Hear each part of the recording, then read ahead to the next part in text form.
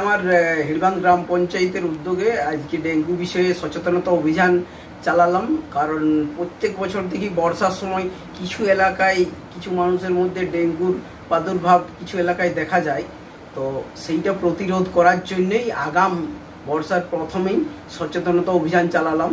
যদিও আমাদের আশা আইসিডিএস বা ভিআরপি ভিসিডি টিম প্রতিনিয়ত কাজ করছে, তাও আজ হিড়বাঁধ বাজার এলাকায় সচেতনতা অভিযান করলাম। সঙ্গে যাতে মানুষ এলাকা পরিষ্কার পরিচ্ছন্ন রাখে, ডাস্টবিন ব্যবহার করে ঠিকঠাকভাবে, তার জন্যও একটা সচেতন করা হলো। আমার নাম চন্দন মহন্ত, হিড়বাঁধ গ্রাম পঞ্চায়েত প্রধান।